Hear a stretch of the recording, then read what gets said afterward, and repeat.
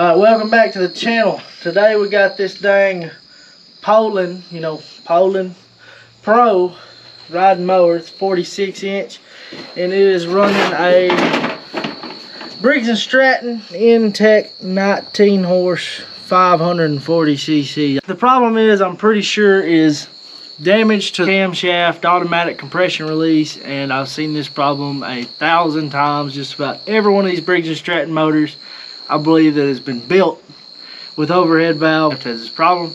So what we're going to do today, we're going to pull this motor out, tear the bottom off, and show you all how to replace the $14 camshaft with good parts. And I'll try to put a link in the description to show where to get your replacement camshaft for this engine. I think it fits just about any Briggs Stratton overhead valve engine, single cylinder in this class that's running this compression problem.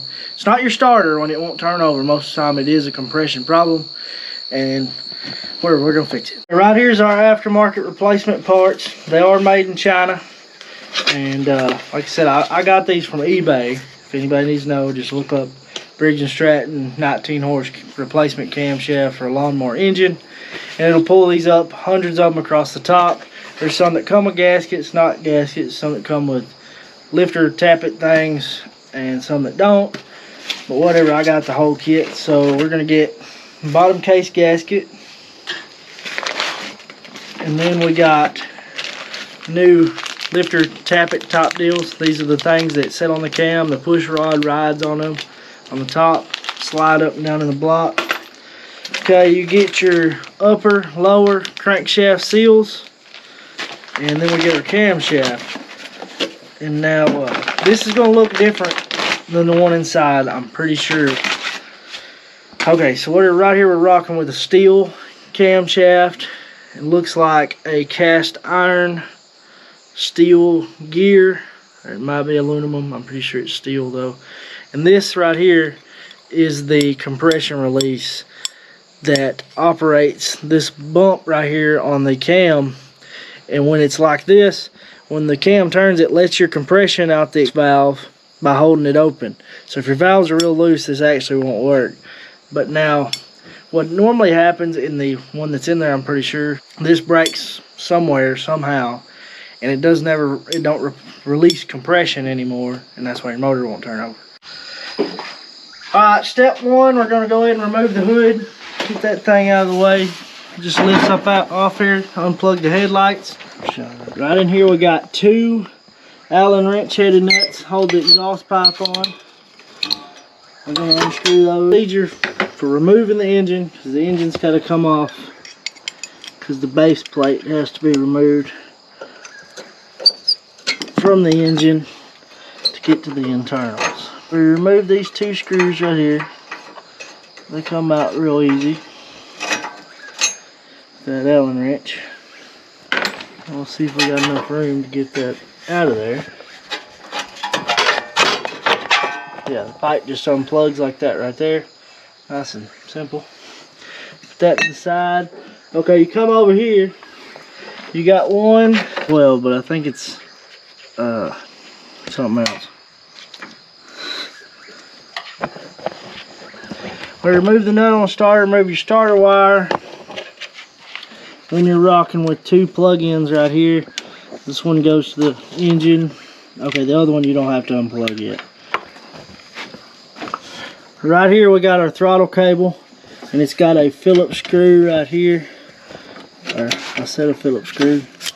Where a nut driver works too. The screw stripped out like this one. You just want to loosen this thing up.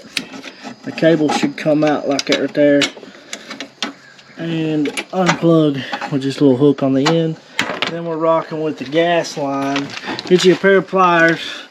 Then you cut a clamp right here. Move that back and just remove your fuel line and drain that into a bucket. We got a bucket down here, you just can't see it. That should be it. Now we'll stand the lawnmower up on its end, and we got 4 bolts to get out and the pulley off the bottom. Alright, I'm going to go ahead and remove the battery out of here. That way when we stand it up on its end, on its back, straight up, that way all the acid doesn't leak out of this brand new battery.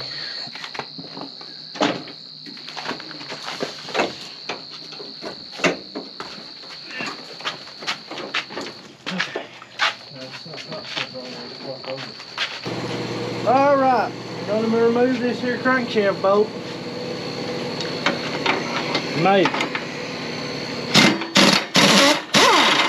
No problem. 5/8. Alright, now we gotta remove these here belts. So you just pull this one off like that right there.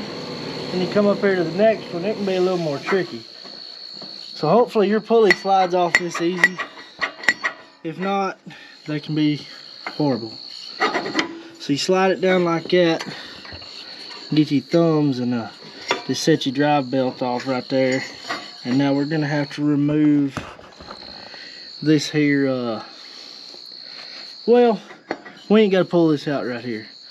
We'll just take the motor mount bolts off and pull the motor out of the pulley. Now it might be a pain to put it back. We'll figure out that when we get there. Alright, I got me a 9/16 extension-y swivel. And we're gonna go in here and we're gonna get these bolts out. I'm gonna start with the bottom two first.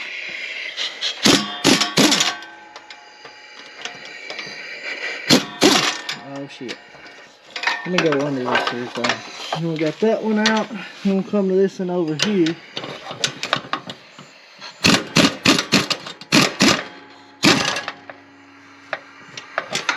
Got that one out. And two more at the top. And the whole motor's gonna fall off. Back on here. The ground. Hopefully on the gas tank.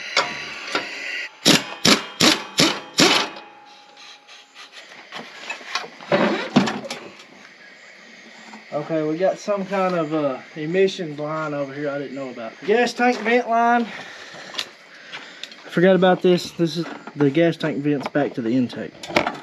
Something to do with ethanol and EPA. But I'll grab the whole motor here. All right, we got a 3/8 socket. We're gonna go ahead and remove got our engine upside down on the table. First thing we're gonna pull off is the valve cover. So we'll get that jerked off of there. It's just got 4/3 bolts.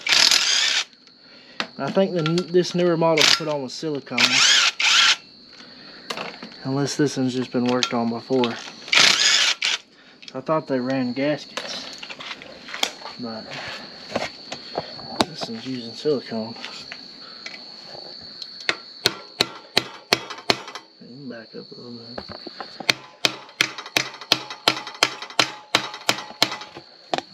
Dang, that sucker's got the right stuff on there. Pretty sure it's factory. Ooh, put a nick in it right there. It'll be alright though. Look at that oil. It ain't even black. Still gold. Whatever, yeah, I'm pretty sure that silicone came on there from the factory because he said he bought this thing brand new. Let's go ahead and pull the bottom off and see what we got to do. Okay, we're rocking with a 1/2 inch. Grab our impact here. One, two, three, 4,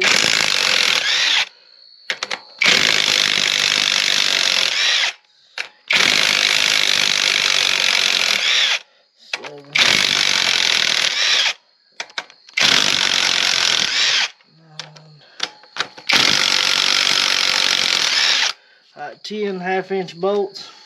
Let's check and see. Pretty sure all of these are rocking the same length. Okay, they are. They're all the same length.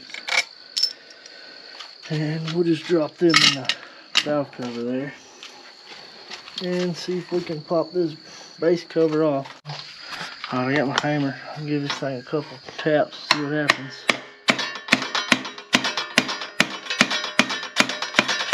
It's hanging on that crankshaft right there. These light taps, you don't want to bust the ear off the dang thing. And I thought I heard something fall out. But we'll pull it off and see what she looks like. I ain't never had one with this long sleeve thing in here. Okay, under here we got, right here's the oil pump pickup screen, and there's the oil pump. But the compression release is completely gone off the gear. So I figured, I looked on the internet and see somewhere that was running plastic. but I'll set that back in there. Goes in the oil pump, down in there like that. And I was looking at this. Right here is the, if I can get it out of here, right here's the pin out of that compression release. And it looks like the same parts that I'm about to put in. But like I said, this is a common problem. Right here is your governor contraption. Right there, there's the governor. These little deals fly out like that. Don't pull that thing out of the middle because it'll give you trouble. Set that to the side. And then, like I said, that wasn't supposed to be laying in the bottom of the motor. I know what that is. I'm about to show you where it goes. Alright, we're going to pull the cam out. If you notice, there is no compression release at all. And I'll get the new one and show you what is actually missing here. Okay. These are the same part. The newer one is a little bit different. It's actually, the lobes are made on, cut into it. The old one, they're just sitting on with a snap ring. And whatever you see, there's nothing right here where the compression release is supposed to be. It's over here on that one. And everything's gone, so I'm going to find it in the motor. But I'm pretty sure all that holds it on is a pin in this hole right here, like in that one, and the pin walks out, and then the weight flies off, and then your lawnmower won't start. So we're going to dump the oil out of this one and find the rest of the stuff and get it out of the motor. Alright, right here's all the bits. I dug them out of the motor, and like you can see, it actually chewed one of them up there, the little counterweight that flew off. And there's the little rocker that hits the valve. And this right here, I've never seen one of these in a lawnmower engine. This is my first one taken apart with this in there. But that is actually a counterbalance that's offset on the crank that moves like this and balances the crankshaft out, because there wasn't enough room, I'm guessing, in the engine to put an actual counterweight. So they added that in there, and that is crazy. I've never seen that. And whatever. Right here is our tappet lifters, top deals. We'll go ahead and pull the old ones out. They just slide out. And this is the reason I said to take the valve cover off, because the push rods like to fall out up here. Right here's the push rods. Like I said, that's when the rocker fell off of it. But those you'll have to put back in there right after you pull your tappets out. So here we got our old tappets right here. We'll set them over here, and we'll grab the new ones. My hand covered in oil, but the oil is still gold in there. That's crazy. Alright, we'll get that out. Do a comparison here. They are pretty much the exact same. So we'll go ahead and slap them in the motor. It doesn't matter which one, they're both the same size. So you put them in there. Put that push rod back in there. How it goes. It can be a pain. Get the rocker arm back on top. Yeah, you got it. Make sure they're under your rocker arms. Grab your new camshaft, and there should be a timing mark on this crank right here. If you see it, there's a dot right there on that tooth. So I'm gonna have to spin the motor around. Oh yeah, and the top end's full of oil. Okay, what we're gonna do is we're gonna turn that dot that y'all seen a while ago around the engine over here, and then on this cam it's running with a dot right here. Okay, if you see it, little bitty dot, not that hole, which the hole is in correspondent with the dot. Okay, that tooth with the other dot's going to go between these two teeth. Ugh. So we'll drop that one in there, and hopefully we're not on a valve setting. So whatever's going to go like this right here, and it should drop down in there. I might have turned the motor a little bit. Okay, we'll get her lined up there. There we go. Plugged in perfect. The aftermarket one from eBay. And we ain't setting no lower than we need to be, which this has a backstop on there to keep the gear from going too low. Now it'll be sitting on this side when the motor's turned over the right way. So whenever you put that on there, and then I'll have to clean this gasket off because we got a new one. And we'll get that cleaned off. And but we can go ahead and reinstall our governor right here. And I think it's also an oil flicker. And yeah, that looks like a chip right here on each side, but it's actually a hole for the pins to go in. And I don't agree with plastic inside an engine, but it seems to work.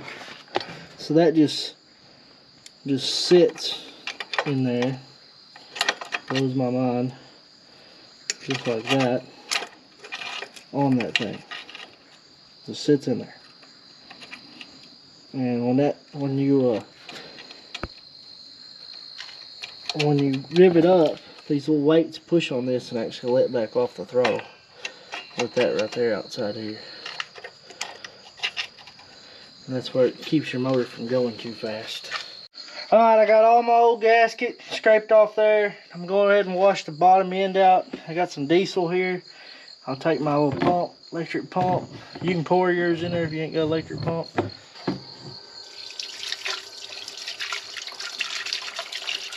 Give it a good wash down right here. Alright, now we'll dump her out without all the goodies falling out. Hopefully. That'll get all the dirt out of there. Okay, that's got her nice and clean. Now we'll take our lower end gasket right here. That come pre-folded up for some reason. I guess that's how they had to ship it. And okay. Slippery hands. Looks like it's gonna go like that right there on the dial pins. I'm glad it's got those because it'd be a pain to get this on. Okay, right here is your lower output crankshaft seal. What you're gonna do is get you a flathead like this right here. The old hammer, give her a hit or two. Comes out just like that. Now it's out of there. Alright, right here I got my lower crankshaft seal, output shaft seal. I got a socket. That is a 1 7/16. Fits perfectly around that. And I'll use that to drive her in there and make sure I'm on something solid down here. And go around it like that right there.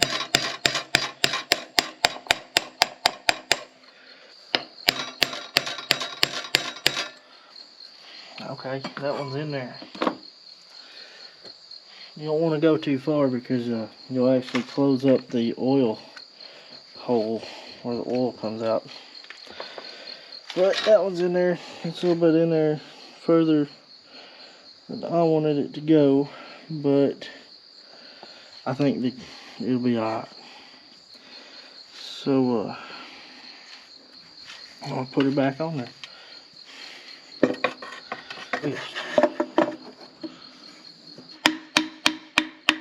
I was trying to get my seal in there. The way I ended up doing, I took this flathead and just walked all the way around and poked the seal to the outside edge of the crankshaft. Nothing hard. Got it over it, and I'm just going to tap it down on there now. Gasket had 3 5/16 bolts right here for the oil pump access panel. This accesses the blades of the oil pump if you need to rebuild it or replace it. Got an O-ring right there. Okay, what I'm looking for is to make sure the shaft plugged in, which you can see it's in there, but on the other end, I don't know if it went in. So, which my cover's all the way down and ain't pushing on this, so it should be fine. So, we'll put this back together. Put the bolts in. Alright, I got all my bolts right here. Show y'all where every one of them goes. So I let them sit in a little oil over here, so they should be lubed up good to go back in there. They actually came with, look like thread locker on them from the factory. And we'll get them put back in there and run these down. You want to run them down in a X pattern.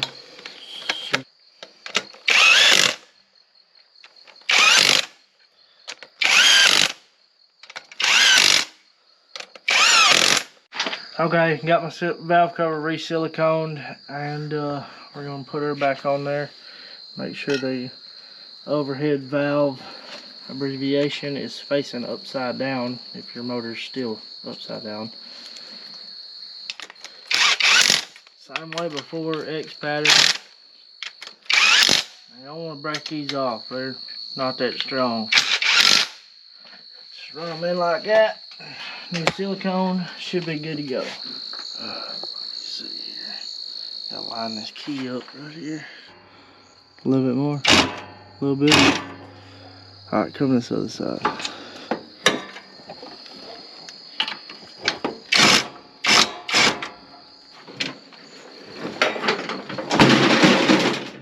We're gonna put the starter wire back on right here. It's a little bitty thing. We'll screw the nut back on it. And we'll plug our plug in right here. We'll plug them in. Right there. The nut driver. Plug your gas tank vent line back on right there. Gas line on there. Take your throttle or cable. Just hook it right in like this in that little hole in the plastic piece. Slide it back. You might have to loosen this thing up. Okay, you want the throttle in the, I'm going to do all the way in position. Let me rephrase that because you don't want it pulling on that thing too hard. So right there is all the way back. So that's rocking full.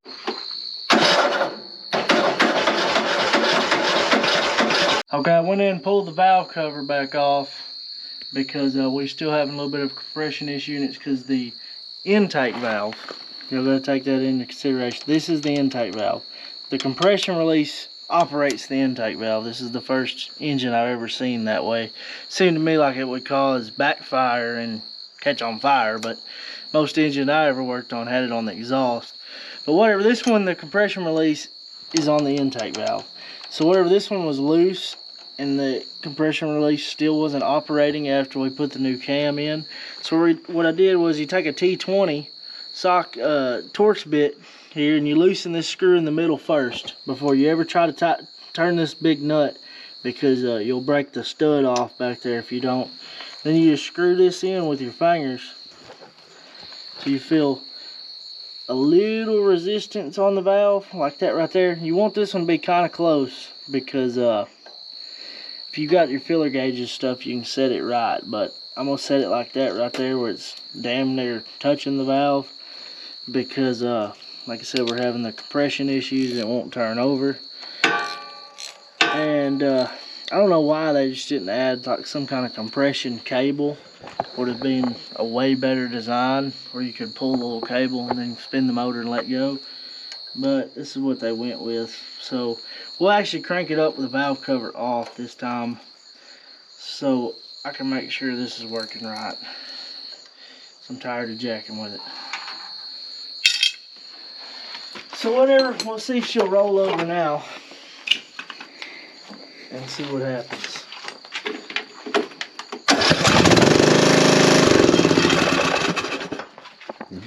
Okay, so that's what it was. A little old simple valve adjustment. But now a lot of times you can adjust the valves and you got to put them so tight that the motor runs like crap. And now in that situation you got a broke cam. Now I know most of these, I'm pretty sure probably all of them, the dang cam is breaking. That pin is falling out from the factory stock Briggs Stratton cam. and that's what's causing the problem with this Briggs and Stratton engines. So whatever, I'm gonna put the valve cover back on the hood, and we're gonna send it back to customer. If you like what you see here, go check out the channel, like and subscribe. It helps so much. I haven't made no money off this, not yet, and if all y'all could subscribe, it would help me a lot. It gives me a long ways.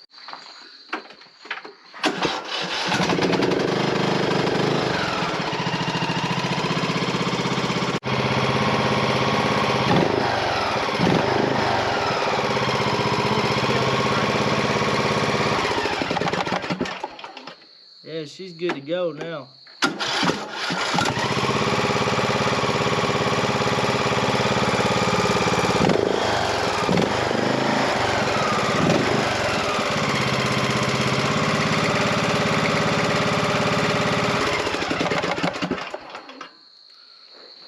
So I know what's wrong with it. Ain't got no gas in it.